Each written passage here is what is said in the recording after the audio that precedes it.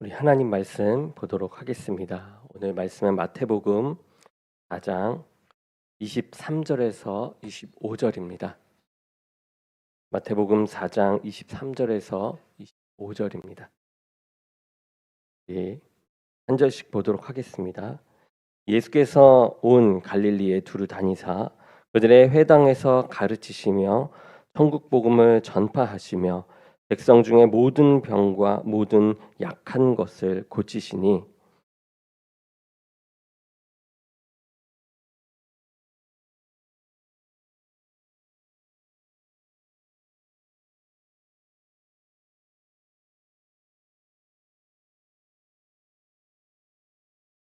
갈릴리와 데가볼리와 예루살렘과 유대와 요단강 건너편에서 수많은 무리가 따르니라. 아멘. 기도하겠습니다. 사랑의 주님, 이 시간 주님께서 함께하여 주시옵소서. 말씀의 힘을 더하시고 주의 능력이 넘쳐나는 시간 되게 하시사 우리의 마음속에 주의 말씀으로 나타나는 그 깨달음이 삶을 향하여 나아가는데 넘어지지 않게 하시고 일어나 주를 향하여 나아가는데 부족함이 없도록 이끌어 주시옵소서. 하나님의 말씀이 온전히 선포될 수 있도록 주의 종의 입술과 생각과 마음을 주관하실 줄 믿사옵고 예수 그리스도의 이름으로 기도드립니다. 아멘. 아멘. 오늘 말씀의 제목은 주님의 치유입니다. 예수님께서는 이 베들레헴에서 태어나신 직후에 자신을 죽이려는 헤롯 왕, 헤롯 대왕의 이 칼날을 피해서 이집트로 잠깐 이 피신한 기간을 제외하면 공생애 시작해서 공생애를 시작하시기까지 이 전 생애를 갈릴리에서 보낸 것을 우리가 볼 수 있습니다. 그 갈릴리는 동쪽으로는 요단강, 서쪽으로는 이 지중해, 북쪽으로는 지금의 레바논, 그러니까 성경상으로는 이 베니게입니다. 그리고 그 위쪽으로는 수리아의 수리아인데 지금의 이 터키, 지금은 튀르키예라고 하죠. 튀르키예의 영토, 그리고 남쪽으로는 사마리아와 유대에 둘러싸여 있는 그런 지역입니다. 로마의 역사가 요세푸스는요, 그 갈릴리에 크고 작은 성읍이 204개가 있었는데 그 모든 성읍의 남정네들을 한결같이 가난한 어부이거나 또는 목자 또는 이 농부들이었다라고 증언하고 있습니다. 바로 그 가난한 갈릴리에서 이 주님께서 당신의 이 공생애를 시작하셨다라는 겁니다. 이 갈릴리에서 시작하신 이 주님의 공생의 내용이 어떠했는지를 오늘 본문이 보여주고 있는데요. 우리 함께 볼까요? 마태복음 4장 23절입니다. 함께 읽어보겠습니다. 시작. 예수께서 온 갈릴리에 두루 다니사 그들의 회당에서 가르치시며 천국 복음을 전파하시며 백성 중에 모든 병과 모든 약한 것을 고치시니 공생애를 시작하신 예수님께서 주님께서 행하신 가장 중요한 사역, 그것은 첫 번째가 무엇이냐? 바로 우리가 알듯 천국 복음을 전하는 것이었어요. 그리고 두 번째가 병자들의 모든 병을 고쳐주시는 것이었습니다. 초기 주님의 공생의 이 사역은 말씀 사역과 이 치유 사역, 이 두 가지로 나타났던 것이죠. 예수님께서 병자들의 병을 고쳐주신다는 이 소문이 삽시간에 퍼져나가기 시작했어요. 어디까지 퍼져나가는가 보면은 북쪽 레바논을 거쳐서 지금의 튀르키예 영토, 수리아 땅까지 전해졌던 것입니다. 수리아 땅은 대부분 주민들이 이방인이었어요. 이방인입니다. 그 수리아 땅에서부터 온갖 종류의 이 병자들이 남쪽 갈릴리에 계시는 그 예수님을 찾아서 오게 되는 것이죠. 간질 걸린 사람, 귀신 들린 사람, 중풍병자들은 당시로서는 모두 불치병이었던 병이었습니다. 그런 환자들이 찾아오게 되는 것이죠. 그 모든 병자들이 주님을 찾아 나왔어요. 그런데 주님께서는 치료비 있어? 학력이 어디야? 또는 인격이 어떻지? 라고 묻지 않으시고 당신을 찾아온 모든 병자들을 그냥 오는 대로 다 고쳐주셨습니다. 이것이 마태복음 4장 25절에 나옵니다. 갈릴리와 데갈볼리와 예루살렘과 유대와 요단강 건너편에서 수많은 무리가 따르니라. 이 갈릴리에 204개의 성읍이 있다고 말씀드렸는데 그 성읍들 곳곳에서 사람들이 모여드는 것은 말할 것도 없고 이 데가볼리에서도 사람들이 모여들었습니다. 데가볼리는 10개의 도시들이라는 그런 의미를 가진 이름인데요. 헬라 제국의 알렉산드리아 대왕이 죽은 뒤에 그 후계자들이 헬라인들을 위해서 이 건설한 10개의 도시 연맹체를 의미하는 것입니다. 이 10개의 헬라인 도시 자체가 이스라엘 전역에 퍼져 있었다는 것이죠. 그 헬라인 도시 사람들이 이제 예수님을 찾아와서 병을 고침 받게 됩니다. 그들은 모두 이방인이었죠. 요단강 동편에 있는 사람들이 주님을 찾아왔고 예루살렘과 유대 남쪽 사람들도 주님을 찾아옵니다.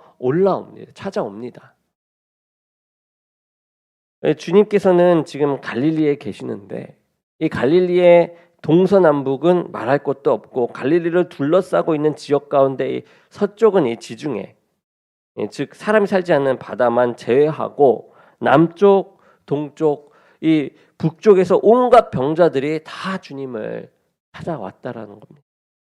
그리고 주님께서는 조금도 차별하지 않으시고 그들의 병을 모두 다 고쳐주시죠.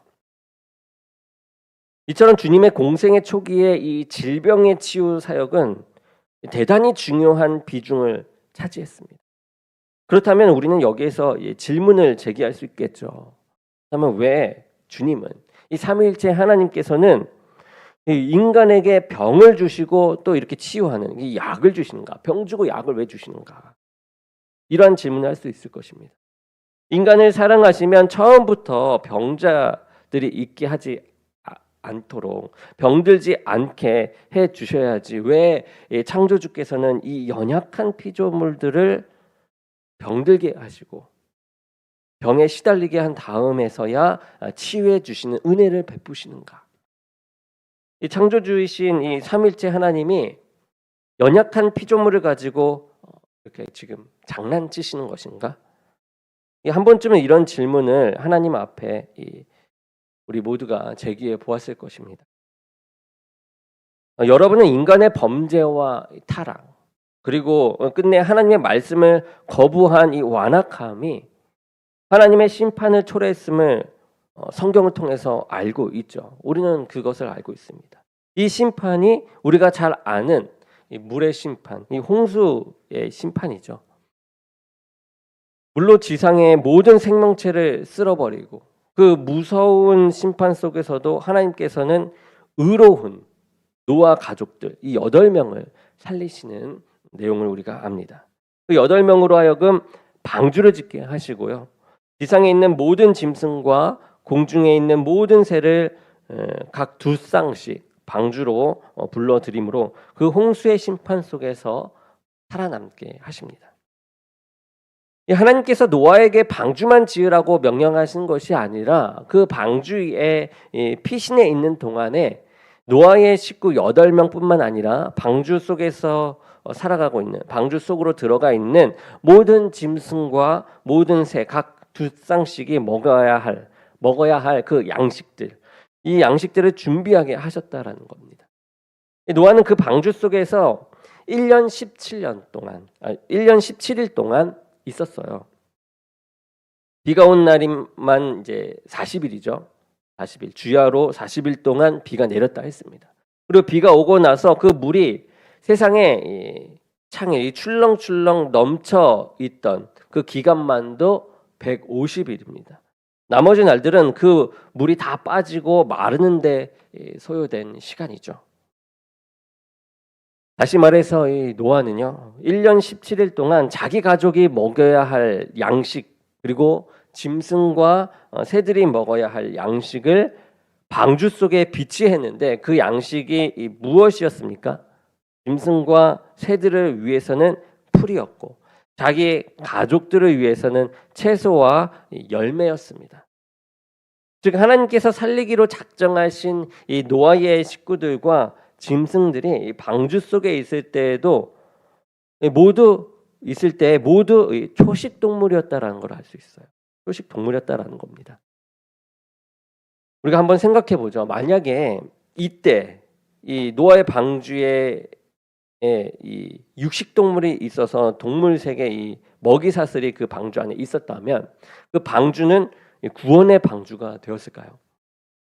사자, 호랑이 정도 빼고는 1년 17일 동안 아마 다 잡아먹혔을 것입니다.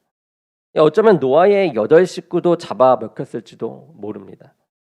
노아의 방주가 그렇게 구원의 방주일 수 있었던 것, 그것은 그 방주 속에 있던 모든 동물이 초식 동물이었기 때문에 가능했던 것이죠. 그래서 창세기 7장 11절에서 12절에 이렇게 나옵니다. 노아가 600세 되던 해 둘째 달 곧 그 달 11의 날이라 그날에 큰 기품의 샘이 터지며 하늘의 창문들이 열려 40주야를 비가 땅에 쏟아졌더라. 이 창세기 이 구절을 보게 되면 하늘의 이 창문들이 열려 40주야를 쏟아졌다라고 나오게 되죠. 여러분 만약 여름에 이 폭우가 온다라고 했을 때 이 24시간만 폭우가 오면 어떻게 되나요? 물난리가 나죠. 다 떠내려갈 것입니다. 만약 사흘 동안만 밤낮으로 쉬지 않고 폭우가 쏟아지면 비상사태가 선포될 것입니다. 장마철에 하늘에 아무리 먹구름이 끼어도 사흘 밤낮으로 비가 내리지 않는다라는 걸 우리가 알 수 있습니다. 비가 오다가 멎다가 구름이 형성되어서 또 비가 오다가 멎다가 이렇게 장마철이 계속 되는 것이죠. 이 40일 밤낮을 내린 이 비는 이 구름층에서 형성된 비가 아니었습니다. 아니었다라는 거예요. 구름층에서 형성된 비라면 절대로 이 40주야를 내릴 수가 없어요. 이때 이 비라고 표현된 이 물이 무엇입니까? 이 대기권 밖을 감싸고 있던 궁창 위의 물, 이 물이 떨어져서 내린 비입니다. 이 하나님께서 그 물층이 떨어지도록 하늘을 열어버리신 것이죠. 그 물이 40주야 동안 쏟아졌습니다. 바꿔 말하면 태양의 이 직사광선이 인간에게 닿지 않도록 이 차단막 역할을 해 주었던 그 보호막, 그 보호막층 물층이 사라져 버린 것이에요. 그 이후부터는 인간은 태양의 직사광선을 이제 직접 맞으면서 살게 되었습니다. 생태계에 대변화가 일어나게 된 것이죠. 그때부터 인간과 이 동물의 세계에 중요한 변화가 일어나기 시작하는데 첫 번째가 먼저 인간의 수명이 단축되기 시작한 것입니다. 대기권 위의 물이 다 없어진 후부터 이 노아의 홍수가 일어나고 난 후부터 인간의 수명이 600년, 500년, 또 400년, 300년, 200년, 백 몇십 년 이렇게 계속 줄어들어요. 두 번째가 창세기 9장 3절입니다. 하나님께서 노아에게 이렇게 말씀하시죠. 모든 산 동물은 너희의 먹을 것이 될지라 채소같이 내가 이것을 너희에게 주노라.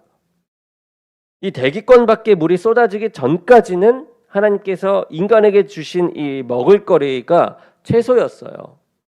그런데 인간이 이 직사광선의 폐해에 노출이 되기 시작하면서 이 하나님께서 노아에게 모든 짐승을 너희에게 먹을 것으로 주노라 라고 말씀하셨습니다. 왜일까요? 왜입니까? 하나님께서는 자신이 만든 이 인간이 이 직사광선의 폐해 속에서는 육식을 해야 생존할 수 있는 존재임을 알았기 때문에 그렇습니다. 이 이후부터는 인간만 육식을 하는 것이 아니에요. 동물의 세계에도 동물이 나타나기 시작합니다. 그 결과 동물 세계에 이 잔인한 먹이 사슬이 시작되는 것이죠. 그러면 왜 하나님께서 이 동물의 세계에 이 잔인한 먹이 사슬을 있게 하셨을까? 이것이 하나님 책임입니까? 결코 아니다라는 겁니다. 그것은 인간의 죄로 말미암아 자연계와 생태계가 파괴되었기 때문에 그렇다라는 거죠. 이 동물의 세계에 이 잔인한 먹이사슬이 시작된 것은 하나님의 책임이 아니라 철저하게 인간의 책임입니다. 인간의 죄가 자연계를 파괴했고, 인간의 죄가 생태계의 질서를 무너뜨렸고, 인간의 죄가 평화로운 동물 세계에 이 잔인한 먹이사슬이 드러나게 했습니다. 그러므로 그 현상의 결과는 결코 하나님의 책임일 수가 없는 것이죠.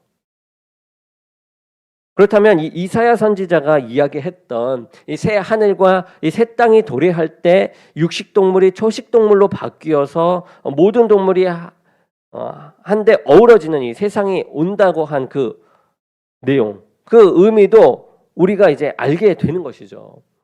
그 역사의 종말이 되어서야 하나님께서 비로소 동물 세계의 먹이사슬을 해제하신다라는 말이 아니라 인간의 죄로 말미암아 이 동물의 세계에 생겨나게 된 이 먹이사슬을 하나님께서 해체하심으로 먹이사슬이 없도록 한 그 창조 시대의 자연 세계로 회복시키신다라는 그런 의미인 것입니다.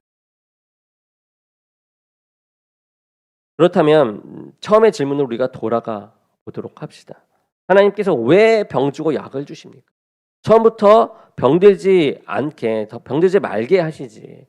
병들도록 내버려 두시고 왜 치유해 주시는 그 선심을 베푸는 것일까? 인간의 육체가 병들 수밖에 없다면 인간의 육체가 병들도록 창조하신 하나님의 책임일 수밖에 없지 않는가? 이제 우리는 이 질문 자체가 틀렸다라는 사실을 알 수가 있어요. 하나님께서 태초에 인간을 창조하셨을 때에 인간은 죽지 않는 존재였습니다. 인간의 죄가 육체의 죽음을 초래했던 것이죠. 죄의 삭시 사망인 까닭입니다. 죽지 않는 존재인 인간의 육체에 죄로 말미암아 이 죽음이 왔다라는 것은 여러분 무엇을 의미합니까? 본래 병들지 않는 육체로 만들어 주셨던 이 하나님의 선물인 인간의 육체가 이 죄의 결과로 병들 수밖에 없는 육체로 전락해 버렸다라는 것입니다. 그 이후부터 이 인간은 살아있는 동안 내내 건강한 사람이라 할지라도 각종 질병에 시달리고 결국 병으로 그 육체가 죽어요. 그러므로 인간의 육체가 병에 시달리고 병으로 죽어가는 것도 결코 하나님의 책임이 아닙니다. 인간의 육체의 질병 또한 철저하게 인간의 책임이죠. 그런데 이 말을 오해하지 마시기 바랍니다. 만약에 지금 여러분께서 심한 병을 앓고 계시다면 그분이 다른 어떤 사람보다 더 많은 죄가 있기 때문에 그런 심한 병을 앓는 게 아니라는 거예요. 그리고 또 다른 사람보다 더 큰 죄인임을 의미하는 것이 아니다라는 겁니다. 어떤 인간이든 병에 시달리게 되는 근본적인 원인이 이 인간의 범죄에 있다라는 의미에서 모든 질병의 책임은 철저하게 모든 인간에게 있다라는 그런 말을 하는 것이죠. 히틀러 시대에 독일의 모든 국가 교회는 히틀러 하부 기관으로 전락했습니다. 독일 국가교회와 교인들은 온 유럽 대륙을 유린하는 그런 히틀러와 독일군이 이기도록 기도를 해요. 교회성을 상실한 그 교회 속에서 참된 교회의 본질을 회복하기 위해서 자신을 희생한, 자신의 생을 던졌던 사람이 본헤퍼 목사님이십니다. 이 본헤퍼 목사는 히틀러 암살 계획에 가담했다가 세포당의 히틀러에 의해서 교수형을 당하게 됩니다. 그에게는 사귀던 연인이 있었습니다. 그 연인의 이름이 마리아인데요. 마리아 역시 사랑하는 아버지와 오빠가 이 나치군의 징집당해서 전장에서 무참하게 죽임당하는 그런 아픔을 겪었습니다. 누구보다도 정직하게 살았고 순박했던 이 아버지와 이 오빠가 야수와도 같은 이 히틀러의 야욕 때문에 무참하게 죽는 것을 보고 그녀는 이 보네퍼 목사에게 편지를 보내죠. 목사님께. 하나님을 사랑하는 내 아버지, 내 어머니, 내 오빠를 어떻게 하나님께서 이렇게 무참하게 죽여버릴 수 있느냐라고 편지를 보낸 것입니다. 그 편지를 받고 이 보네퍼 목사님이 마리아에게 쓴 답변 중에 이런 내용이 있습니다. 사람들을 죽이는 것은 세상과 인간의 증오와 악입니다. 하나님께서는 언제나 세상과 인간이 죽인 사람을 살립니다. 하나님께서 당신의 아버지와 오빠의 삶을 마치게 하신 것이 아니라 그분들로 하여금 새로운 삶을 영원토록 시작하게 하셨습니다. 여러분, 하나님의 구원과 사랑을 이보다 더 간단 명료하게 구체적으로 표현할 수 있을까요? 이 히틀러는 마리아의 아버지와 오빠를 죽였습니다. 그러나 하나님은 그 아버지와 오빠를 예수 그리스도의 십자가 안에서 영원히 살리셨습니다. 이것이 보네퍼 목사님의 답변이었어요. 우리가 살고 있는 이 세상에서 일어나고 있는 이 모든 문제, 잔인하게만 보이는 모든 사건의 모든 원인과 이 책임은 바로 우리 자신에게 있습니다. 우리의 죄가 자연계와 생태계를 파괴시켰고, 우리의 죄가 동물 세계의 잔인한 이 먹이 사슬을 초래했고, 우리의 죄가 우리의 육체를 질병의 노예로 전락시켰고, 우리의 죄가 우리로 하여금 사망의 올무에서 벗어나지 못하게 한 것입니다.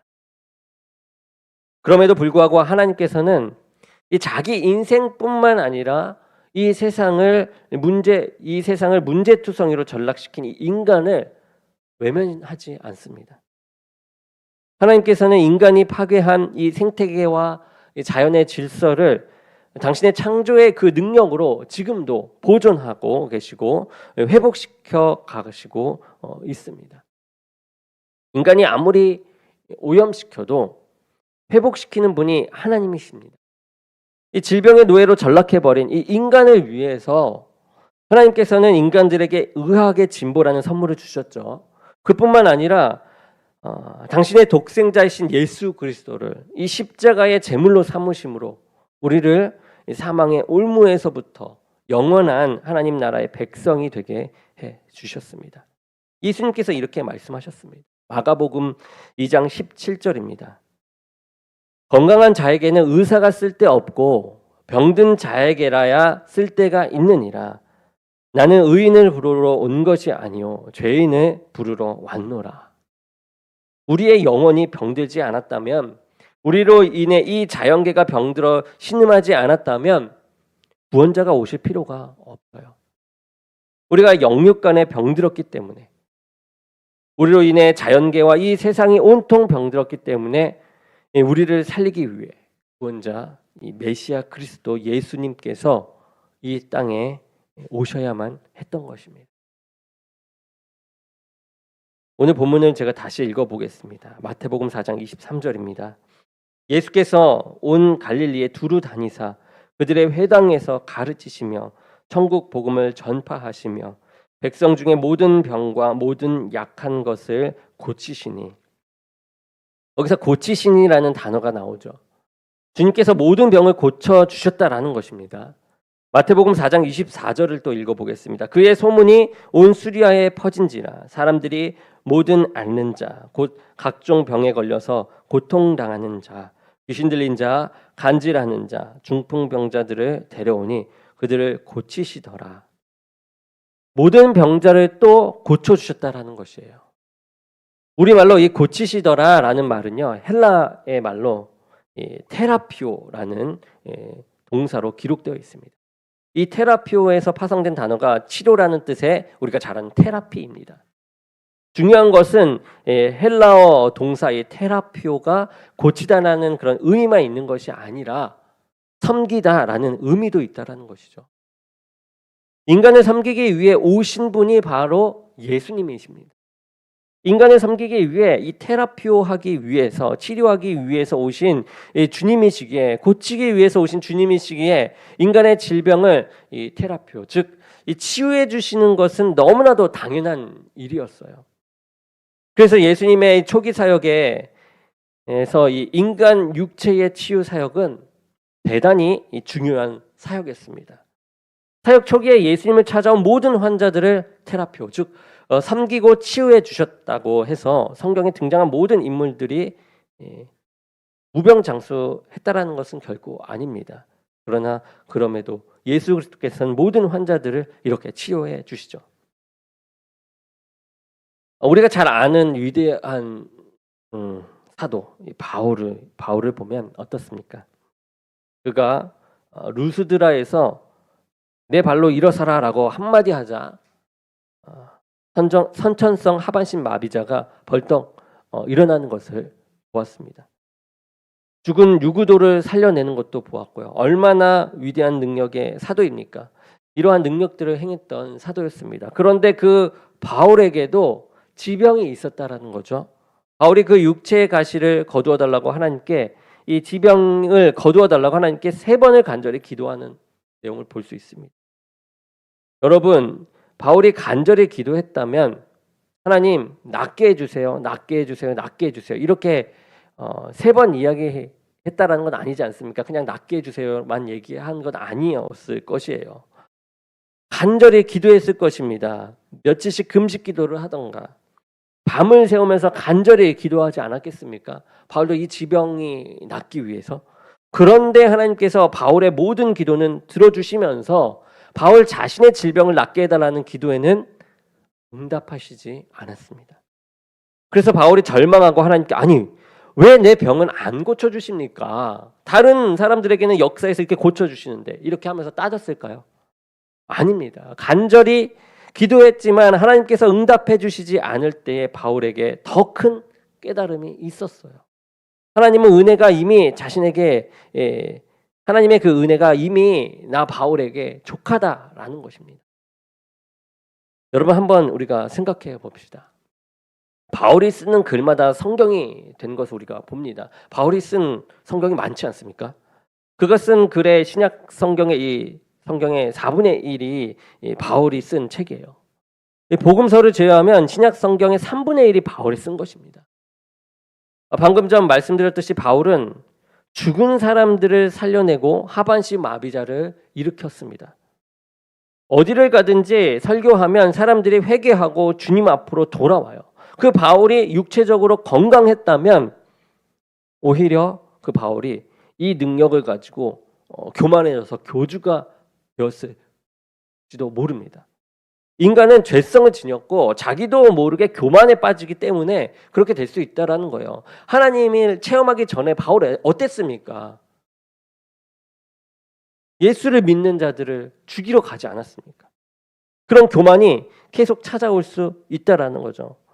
하나님께서 그의 지병을 낫게 해달라는 그 기도를 들어주시지 않았기 때문에 바울은 일평생 그 연약한 육체를 가지고 날마다 하나님의 은혜를 구하는 그 겸손한 삶을 살 수밖에 없었습니다. 그런 바울이 뭐라고 고백하죠? 고린도 후서에 내가 가장 약할 때 가장 강하다. 이 지병을 가진 육체로 그 약한 육체로는 자신의 인생을 지탱할 수 없음을 알기에 날마다 하나님의 은혜를 구할 수밖에 없었고 약함 때문에 하나님께서 주시는 그 은혜가 자기 삶 속에서 그 넘침으로 자기가 더 강할 수 있었다라는 것입니다. 이 공생의 초기 예수님의 이 질병 치유 사역을 전해주는 오늘 본문처럼 신약 성경의 이 첫 번째 책 마태복음의 이 16장에 이르기까지는 주님께서 당신을 찾아오는 모든 병자들을 가리지 않고 고쳐주세요. 16장 이전에는요. 그런데 16장을 분기점으로 해서 그 이후에는 주님께서 병자들을 고쳐주시는 그 내용들이 안 나옵니다. 환자가 찾아왔다라는 그 기사도 없어요. 환자들을 고쳐주셨다는 기사도 없습니다. 단 예외로 3번 나옵니다. 3번이 있어요.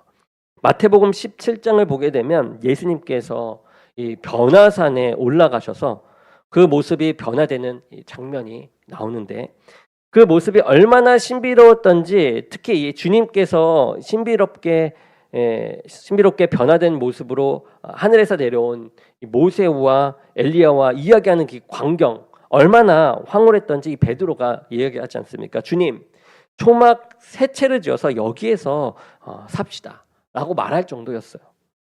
주님께서 그 직후 산에서 내려오시자 한 아이의 아버지가 예수님 앞에 나와요. 그가 주님 아들이 이 귀신 들려서 불에도 넘어지고 물에도 빠지고 자기 생명을 스스로 해하고 있어서 당신의 제자들에게 데려왔는데 제자들이 아무것도 못합니다. 라고 이렇게 얘기합니다. 그러자 예수님께서 그 아이에게 귀신이 나가게 하시고 예수님께서 제자들은 못하니 예수님께서 그 아이에게 있는 그 귀신을 나가게 하시고 치유해 달라고 고쳐달라고 이야기하죠. 그래서 고쳐주십니다. 무엇을 보여주기 위해서 이러한 사역을 하신 것입니까? 주님을 3년 동안 따라다녔음에도 여전히 무기력하기만 했던 그 제자들의 실상을 보여주기 위해서 예수님께서 이렇게 치유해 주신 것입니다. 또 마태복음 20장을 보게 되면 예수님께서 이제 십자가에 못 박혀 죽으시려고 예루살렘으로 향하기 위해 여리고를 통과하십니다. 그 여리고 길에서 두 맹인이 주님께 자비를 구합니다. 그러자 주님께서 그들의 눈을 열어주시죠. 여러분들께서 이 태어날 때부터 앞을 못 보는 그 맹인으로 평생을 사셨다라고 합시다. 그러다가 정말 두 눈을 번쩍 떠서 이 세상을 보게 되었다면 가장 먼저 무엇을 하실 것 같아요? 그것이 무엇이든 여러분이 평소에 눈을 감고 살면서 내가 눈만 뜨면 이런 거 하고 싶어 라고 생각하던 그 일을 위해서 제일 먼저 그 눈을 사용할 것입니다. 뭐 예를 들어서 집으로 뛰어가 가족들에게 치유된 모습을 보여주던가, 내가 나를 사랑해줬던 이 가족들을 보는 것을 먼저 하던가, 혼자 흠모하던 상대의 얼굴이 어떻게 생겼는지 확인해 볼 수도 있는 것이죠. 미웠던 사람에게 가서 그 사람이 어떤가, 어떻게 생겼는가 확인해 볼 수도 있습니다. 뭔가 자신을 위한 일을 할 것이에요. 눈을 뜬 것으로 인해서. 그런데 복음서는 주님께서 두 맹인의 눈을 열어주시고 이 집으로 돌아가라 하고 말씀을 하셨는데도 그 두 맹인이 집으로 가거나 자기가 하고 싶은 일을 하러 가지 않고 주님을 따랐다라고 전합니다. 왜 주님께서 그 맹인들의 눈을 열어주셨을까요? 그 여리고 길에서 제자들은 뭐 하고 있었습니까? 지금 예수님께서는 그 길을 십자가의 고난을 당하기 위해서 가신 것이죠. 그 길은 죽음의 길입니다. 고통의 길이에요. 그런데 그 길 위에서 제자들이 무엇을 했냐면은 초능력자이신 그 예수님께서 예루살렘에 들어가시면 반드시 이 빌라도 총독을 쫓아내고 정치적으로 독립을 쟁취하고 집권할 테니까 네가 좌의정할래? 내가 우의정할까? 너하고 나 중에 누가 더 서열이 높은 자리를 차지할까 생각하면서 싸웠다라는 겁니다. 제자들은 눈을 뜨고 있지만 자신들과 함께 동행하는 주님에 대해서 여전히 맹인 상태였다라는 것이에요. 그러나 이 맹인들은 어때요? 그 맹인이었던 두 사람은 눈을 뜨는 즉시 누구를 따랐다? 예수님을 따랐다라는 거예요. 예수님을 은인으로 여겨서가 아니라 이분이 그리스도라는 사실을 알고 쫓아갔다라는 겁니다. 주님을 아는 눈뜬 이 두 맹인과 눈을 뜨고 있지만 실은 보지 못하는 그 12 제자들, 이 두 그룹을 대비해서 보여주시기 위해서 여리고에서 두 맹인을 고쳐주신 것입니다. 그리고 마태복음 16장 이후 주님께서 마지막으로 병자들을 고치신 기록은 마태복음 21장에 나옵니다. 예수님께서 예루살렘 성전에 들어가세요. 이 성전 청결 사건이 나오죠. 성전이 장사꾼들로 가득합니다. 예수님께서는 분노하셨죠. 그 장사꾼들의 이 좌판을 둘러보시고 노끈으로 채찍을 만들어 그들을 쫓아내셨습니다. 내 아버지의 집은 기도하는 집인데 너희들이 강도의 서울로 만든다면서 이 경로하신 것이죠. 상인들로 오염되었던 이 성전을 주님께서 정화시키신 것입니다. 그때 이 맹인과 다리 저는 사람들이 주님 앞에 나와서 주님께 고침을 받았다라고 기록되어 있어요. 우리에게 무엇을 일깨워주기 위함입니까? 사도 바울은 예수 그리스도의 구원 이후에 벽돌로 된 집이 성전이 아니라 우리 자신이 성전이라고 하지 않습니까?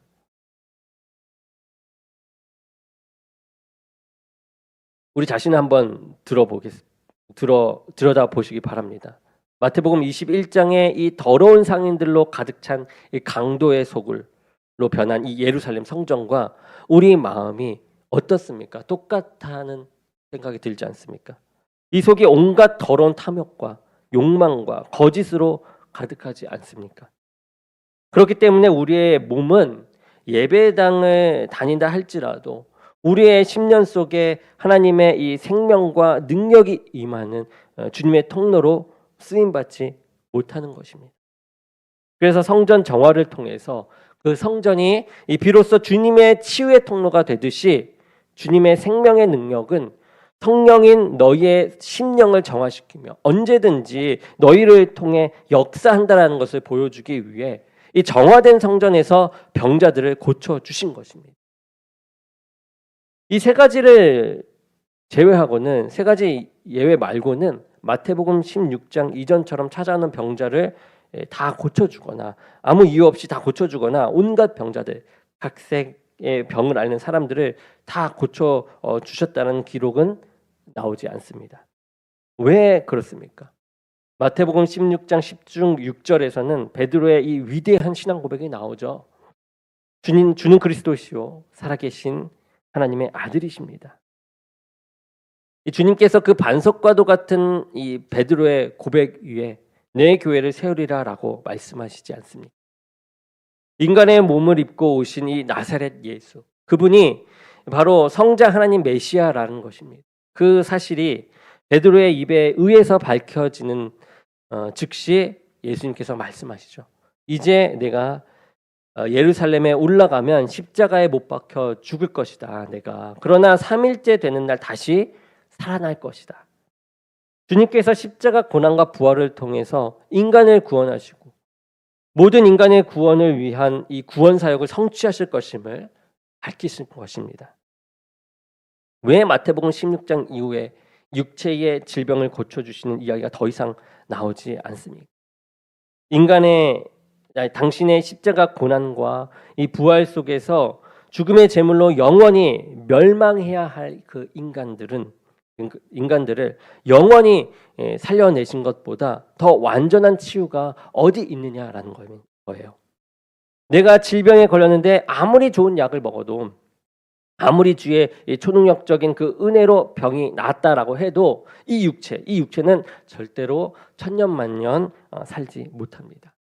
이 육체는 때가 되면 호흡이 끊어지고 썩어 문드러집니다. 100년 뒤에 우리 육체의 형체를 생각해 보십시오.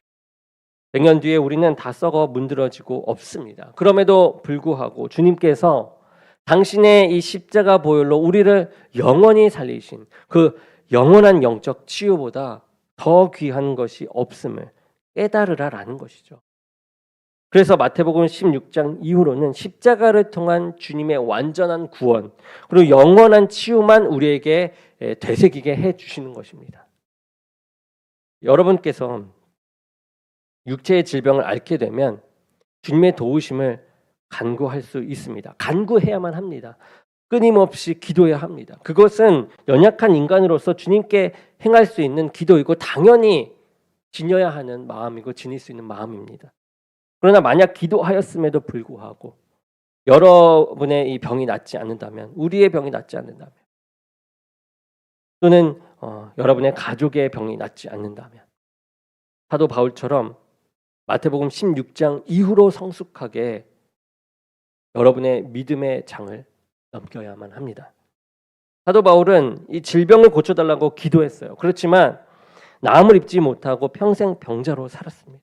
그러나 그는 병의 노예로 살지 않았어요. 병자이지만 병의 주인으로 살았습니다. 그래서 그 병자의 몸으로 날마다 주님의 은혜를 구하는 가운데 우리가 아는 그 완전한 영적 사도의 발자취를 남길 수 있었던 것입니다. 모든 사람의 신앙은 마태복음 16장 이전부터 시작해야 해요. 간절한 마음으로 치유의 역사가 일어나야 합니다. 그러나 그 신앙은 자라나야 한다는 거죠. 그리고 그때가 되면 16장 이후로 넘어가야만 합니다. 그때 내 삶을 통해서 예수 그리스도의 십자가 고난과 부활의 영광이 드러나고 열매로 거두어지는 것입니다. 일본의 여성 작가 미우라 아야코의 고백문이 있습니다. 미우라 아야코 여사는 평생 병자로 살았어요. 젊은 시절에 이 척추 카리에스, 이 결핵성 척추염이라고 합니다. 이걸로 7년 동안 꼼짝없이 누워 있었습니다. 이 병이 발병한 이래로 나이가 들어서 대장암으로 죽을 때까지 그는 평생 온갖 질병 속에서 살았습니다. 한 번도 그의 육체에서 병이 떠난 적이 없어요. 그런데 이 미우라 아야코 여사가 그 병 속에서 이렇게 고백을 합니다. 병들지 않고는 드릴 수 없는 기도가 따로 있습니다. 병들지 않고는 들을 수 없는 하나님의 말씀이 따로 있습니다. 병들지 않고는 나아갈 수 없는 성소가 따로 있습니다. 병들지 않고는 나는 사람이 될 수도 없었습니다. 사랑하는 여러분, 꼭 자신의 또는 가족의 이 심한 병 때문에 약도 쓰고 병원도 다녔지만 낫지 않는 그 육체의 연약함 때문에 절망하고 계십니까? 마태복음 16장 이전의 믿음으로 기도하시기 바랍니다. 치유됨을 선포하시면서 기도하시고 모든 것을 치유하실 그 주님을 확신하시기 바랍니다. 그 병 때문에 들을 수 있는 하나님의 이 말씀이 따로 있습니다. 그 병 때문에 들리지 않을 수 없는 기도가 따로 있습니다. 그 병 때문에 나아갈 수 있는 하나님의 성소가 따로 있습니다. 그 병 때문에 여러분의 삶이 날마다 사도 바울처럼 하나님께서 창조하신 사람다운 사람으로 빚어 나갈 수가 있습니다. 그 병 때문에 예수 그리스도의 십자가의 고난과 이 부활의 섭리가 여러분의 삶 통해서 이 땅에 이루어질 수 있습니다. 분명 이 16장 이전의 믿음으로 기도하는 것이 우리의 희망이기에 그 치유가 간절히 필요하기에 16장 이후의 성장이 어렵고 또 힘들게 느껴지기도 합니다. 그러나 우리가 이것을 알고 이 16장 이전의 믿음으로 기도하자라는 것이에요. 치유의 본질을 알자라는 거죠. 그래서 병을 고치시고 하나님께 나오는 자가 아니라 그래서 병을 고치고자 이 병이 낫고자 하나님 앞에 나오는 자가 아니라 하나님께 나아오니 이 병이 고쳐지는 자로 나아가자라는 겁니다. 저와 여러분이 이것을 깨닫고 주님께 이 인생을 맡긴다면 어떤 의미에서든 오늘은 우리에게 진정한 치유의 날이 될 것입니다. 주님 안에서 치유된 우리로 인해서 우리 교회가 치유의 역사를 일으키는 주님의 통로가 될 것입니다. 예수님께서 성전 청결 사건을 일으켜서 성전을 정화했듯이 우리의 마음을 정화하셔서 그 안에서 치유의 행위를 하셨듯이 치유가 일어나는 교회가 될 것입니다. 이제 우리 모두 오른손을 가슴에 올리시기 바랍니다. 그리고 꼭 지병이 있으신 분 그리고 병으로 시달리는 분이 계시면 왼손을 환부 위에 올려주시기 바랍니다.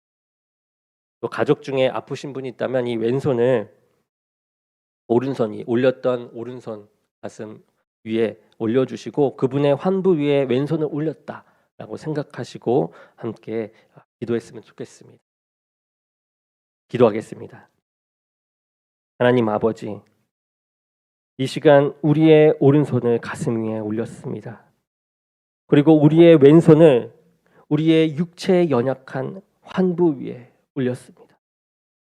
오늘 마태복음 4장을 통해서 이 땅에 오셔서 말씀 사역과 치유 사역으로 당신의 공생애를 시작하신 주님, 머리 숙인 한 분 한 분의 환부를 어루만져 주시고 치유해 주셔서 주님의 뜻이 있으면 이분들의 이 시간부터 육체가 온전함을 얻을 수 있도록 은혜와 능력을 함께하여 주시옵소서.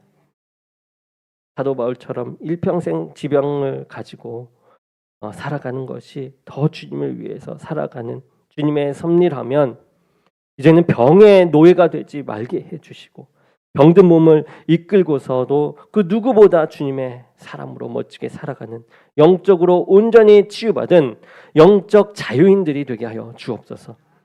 그리하여 오늘이 영적이든 육적이든 진정한 치유의 날이 되게 하시고 주님이 부르시는 그날까지 이 세상 그 어떤 것에도 얽매이지 않는 영적 자유인으로 살아가게 하여 주시옵소서. 함께 하실 주님을 믿습니다. 예수 그리스도의 이름으로 기도드립니다. 아멘.